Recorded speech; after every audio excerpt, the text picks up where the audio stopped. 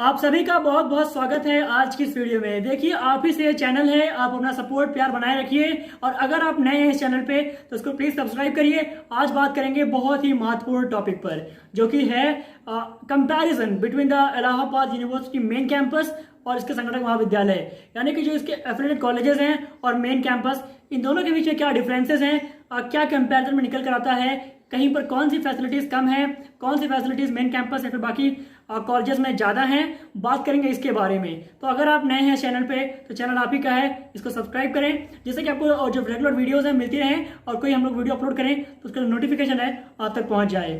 So friends, आज हम जिस महत्वपूर्ण बिंदुओं पर पॉइंट्स पर कंपैरिजन करने वाले हैं वो मैंने लिख रखा है, जैसे कि जो वीडियो है वो एक डिसिप्लिन वे में आगे बढ़े। तो वो पॉइंट्स हैं, पहला है हॉस्टल, दूसरा है लाइब्रेरी, तीसरा है कैंपस, चौथा है कैसे वहां के बच्चे हैं, और फिफ्थ है university road, and sixth point is administrative center. Next is book issue. Another one is departments separate library.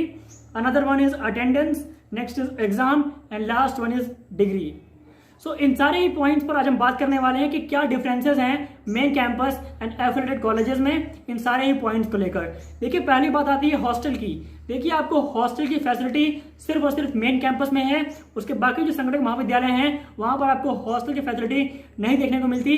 और अगर आप इलाहाबाद में कहीं दूर से आ रहे हैं, यानी अगर आप प्रयागराज में कहीं दूर से आ रहे हैं और आपको रूम लेकर रहना पड़ेगा तो एक दिक्कत की बात है, और वो भी तब जब आपके मार्क्स ज्यादा हो तो ये दिक्कत की बात होगी। पर आपको मेन कैंपस में जितने भी बच्चे ऐसे हैं जिनके मार्क्स ज्यादा हैं, आपकी कैटेगरी वाइज, मतलब ऐसा नहीं है कि सिर्फ जनरल की कट ऑफ पहले आएगी तो उनको मिलेगा हॉस्टल, नहीं। हॉस्टल्स में भी आपके जो सीट्स हैं वो रिजर्व होती हैं आपके कैटेगरी वाइज। सो पहला डिफरेंस जो है वो हॉस्टल को लेकर के है। बाकी जो कॉलेजेस हैं वहां पर हॉस्टल अवेलेबल नहीं है, सिर्फ मेन कैंपस में ही हॉस्टल है। The next one is library. देखिए, जब बात आती है लाइब्रेरी की, the no one can forget central library of university of Allahabad. This is a big bang. अगर आप यहाँ पे घुसेंगे तो आपको ऐसा लगेगा कि आप बहुत ही अच्छे जगह पर आ गए हैं, क्योंकि यहाँ पर आपको जो बैग रखने का जगह है, आपकी एंट्री होगी। उसके बाद आप यूजी के हैं तो यूजी की सेपरेट रीडिंग हॉल है। उसके अलावा जो बच्चे पीजी के हैं उनका अलग, जो बच्चे रिसर्च स्कॉलर हैं उनका अलग, और मतलब बहुत ही अच्छा है सेंट्रल लाइब्रेरी, जो काफी बड़ा है। और बाकी जो कॉलेजेस हैं वहां पर आपको बहुत ही छोटी लाइब्रेरी देखने को मिलेगी। इवन मैंने अपने एक दोस्त से बात किया है, उसकी लाइब्रेरी में मैक्सिमम जो स्ट्रेंथ है वो 25 के आसपास बच्चों की है, यानी कि सिर्फ 25 बच्चे ही मैक्सिमम वहां बैठ सकते हैं। और अगर आप देखेंगे university of Allahabad main campus का तो वहां पर बच्चे हजारों में बैठ सकते हैं, इतनी स्ट्रेंथ है। तो ये डिफरेंस हो गया लाइब्रेरी का। मेन कैंपस इसमें बहुत ज्यादा आगे है। अब बाकी कॉलेजेस में आपके लाइब्रेरी के नाम पर सिर्फ छोटी मोटी लाइब्रेरी मिलेगी, पर मेन कैंपस में ऐसा नहीं है।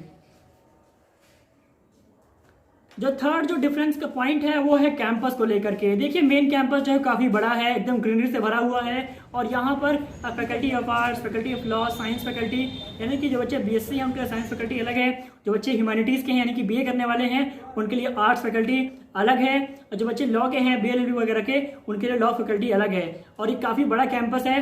आप यहाँ अगर आएंगे तो आपको लगेगा कि मेरे पास खाली टाइम है तो मैं यही रहूँ। तो नेक्स्ट पॉइंट, और बाकी जो कॉलेजेस हैं, या हम भूल गए, बाकी जो कॉलेजेस है वहां पर आपको थोड़ा छोटा कैंपस देखने को मिल सकता है। अगर बात करें सीएमपी वगैरह की तो वहां थोड़ा बहुत नॉर्मल ठीक ठाक है भी, पर बाकी जो कुछ कॉलेजेस हैं उनका कैंपस है बहुत छोटा है। अगला जो पॉइंट है कंपैरिजन का वो है यूनिवर्सिटी रोड। देखिए, university of Allahabad main campus के जस्ट बाहर आपको मिलता है यूनिवर्सिटी रोड, जहां पर एक स्टूडेंट की रिक्वायरमेंट के लगभग सारी चीजें यहाँ पर प्रेजेंट हैं, चाहे वो किलो में बुक्स अवेलेबल हो, नई बुक्स हो, सेकंड हैंड बुक्स अवेलेबल हो। आपको वहाँ पर सारी जो फैसिलिटीज हैं यूनिवर्सिटी रोड पे मेन कैंपस के जस्ट बाहर मिल जाती है, और जिसको आप मिस करेंगे किसी संगठक महाविद्यालय में। और कई कॉलेज के बच्चे ये भी कहते हैं कि उनके कॉलेज तक कोई व्हीकल नहीं जाती, उनको नियर अबाउट 100 मीटर 200 मीटर उनको पैदल जाना पड़ता है। यहाँ पर बात हो रही है पब्लिक व्हीकल्स की, आपके टू व्हीलर की नहीं, टू व्हीलर जा सकते हैं पर पब्लिक व्हीकल नहीं जाते उनके कॉलेज की मेन गेट तक। पर ऐसा नहीं है, मेन कैंपस में आपको बिल्कुल भी आपको मेन गेट तक की आपको व्हीकल मिल जाएगी। अगला जो पॉइंट है कंपैरिजन का वो है एडमिनिस्ट्रेटिव सेंटर। देखिए, चाहे आप कहीं भी पढ़ें, आपका जो एडमिनिस्ट्रेटिव सेंटर होगा वो university of Allahabad main campus ही होगा। अगर आप किसी संगठक महाविद्यालय में पढ़ रहे हैं तो आपको आपके एडमिनिस्ट्रेटिव काम के लिए मेन कैंपस में ही आना पड़ेगा आपको। अगला जो पॉइंट ऑफ कंपैरिजन है मेन कैंपस और संगठक महाविद्यालय में वो है बुक इशू को लेकर के। देखिए, मेन कैंपस में अगर आप यूजी के बच्चे हैं तो आपको एक बुक इशू होगी, अगर आप पीजी के बच्चे हैं तो आपको 2 बुक इशू होगी।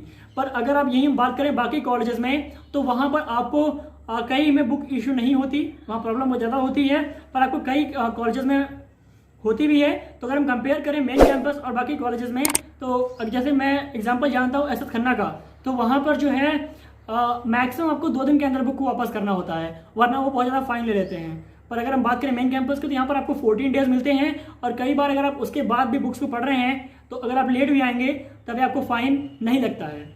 अगर हम एक और फायदा गिने university of Allahabad main campus से पढ़ने का, तो वो ये है कि यहाँ पर कई डिपार्टमेंट्स में उनकी सेपरेट लाइब्रेरी है, और जो कि आपको नहीं देखने को मिलेगा कई सारे कॉलेजेस में। अब बात करते हैं अटेंडेंस की। देखिए इलाहाबाद यूनिवर्सिटी मेन कैंपस में जो बच्चों की स्ट्रेंथ है काफ़ी ज़्यादा है, तो कई कोर्सेज में अटेंडेंस ही नहीं होती। और बाकी अगर हम बात करें एफिलिएटेड कॉलेजेस की, तो वहाँ पर भी अटेंडेंस कई में नहीं होती, कुछ में होती है। अटेंडेंस को लेकर के आपको दोनों में ही फायदा मिल सकता है अगर आपको रेगुलर नहीं आना है तो। अगर आप मेनली यूजी कोर्स के लिए, अगर पीजी कोर्स की बात करें तो वहाँ पर अटेंडेंस होती है, क्योंकि जो बच्चों की स्ट्रेंथ है काफ़ी कम होती है संगणक महाविद्यालय वगैरह में, मेन कैंपस में, तब भी आपको लीवरेज मिल सकता है। अगला जो महत्वपूर्ण बात है वो है एग्जाम्स को लेकर के। देखिए जो आपका एग्जाम होता है वो university of Allahabad main campus he conduct कराता है, चाहे आप किसी भी कॉलेज में हो, आपका एग्जाम मेन कैंपस ही कराता है। पर आपका एग्जाम मेन कैंपस ही कराता है, इसको लेकर के प्रॉफिट मेन कैंपस के बच्चों को नहीं है, और ना ही किसी कॉलेज के बच्चों को नुकसान है। बस ये एक ऐसा ही पॉइंट है कि जो आपके एग्जाम्स हैं भले आप पढ़ेंगे किसी कॉलेजेस में, और ये फायदा भी है मेन कैंपस और बच्चों का, और साथ ही साथ जो बच्चे एफिलिएटेड कॉलेजेस में उनका भी, कि आपके सारे कॉलेजेस का एग्जाम जो है वो एक ही साथ कंडक्ट होता है मेनली यूजी कोर्स में। और लास्ट पॉइंट जो बहुत ही इंपॉर्टेंट है कि अगर आप कहीं भी पढ़ते हैं, चाहे आप पढ़ें मेन कैंपस में, चाहे आप पढ़ें किसी एफिलिएटेड कॉलेजेस में, आपको डिग्री जो मिलेगी वो मिलेगी यूनिवर्सिटी ऑफ इलाहाबाद की, और उस पर कहीं भी नहीं लिखा रहेगा कि आपने किसी कॉलेज में पढ़ाई की है। वो आपको डिग्री जो मिलेगी वो चाहे मेन कैंपस के बच्चे हों चाहे एफिलिएटेड कॉलेजेस के, आप दोनों की डिग्री जो है वो सेम होगी, और डिग्री देखने के बाद कोई ये नहीं कह सकता कि आपने मेन कैंपस में पढ़ाई नहीं की है। सो फ्रेंड्स, मैं उम्मीद करता हूँ जो ये वीडियो है आपको बहुत इन्फॉर्मेटिव लगी होगी। सो अगर आप नए हैं चैनल पे तो उसको प्लीज़ सब्सक्राइब करें, जिससे कि आपको सारी जो वीडियोस की अपडेट हैं वो मिलती रहे, और आपसे कोई भी जो अपडेट है काउंसलिंग की, कट ऑफ की, हॉस्टल अलॉटमेंट की, वो आपसे मिस ना हो। सो बने रहिए चैनल पे।